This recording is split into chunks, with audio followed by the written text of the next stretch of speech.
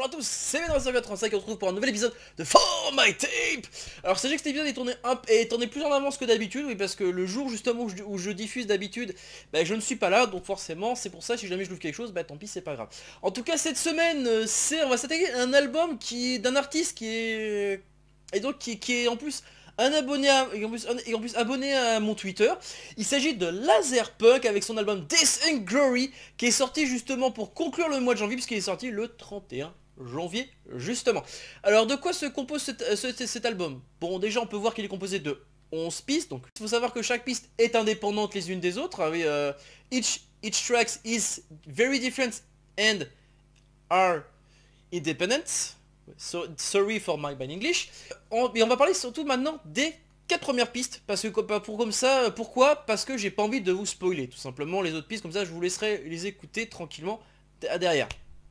Bon, au début, on va d'abord commencer par la piste Ego 10, qui en fait qui commence par un espèce de chant, une sorte de prière, on va dire, plus ou moins comme ça, prière de bonne sœur, et mais ça dure 20 secondes, et d'un coup, le rythme change, et c'est parti, on est donc parti pour du Darkwave, comme ça, enfin, je fais, mais plutôt dans le genre, enfin, un truc, un rythme extrêmement violent, bref, ça change du tout au tout, franchement, c'est super sympa, on s'y attend pas, bref, it's a trap.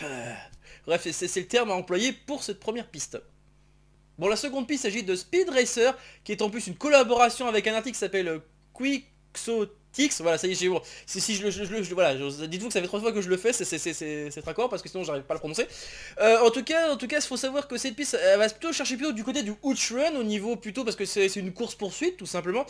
Mais ça a pu, mais étant donné que l'ambiance est quand même assez sombre, donc c'est vraiment du dark wave, hein, vraiment du dark wave pur.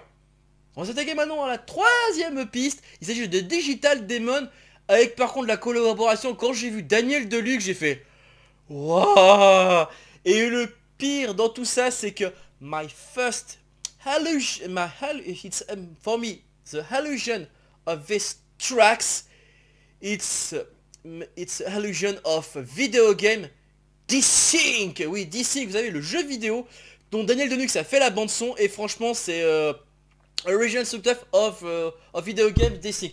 T'as vraiment l'impression que c'est ça. Et d'ailleurs même la quatrième piste, d'ailleurs on va parler de la quatrième piste d'ailleurs également, qui fait d'ailleurs penser un peu à ça, même si c'est très différent. On va dire it's a little illusion of video game D-Sync for tracks power. Voilà, c'est ça, c'est le terme employé. Ce qui est vrai d'ailleurs, c'est vrai que c'est vraiment une petite allusion, c'est qu'on sent quand même l'influence, mais franchement c'est vraiment différent.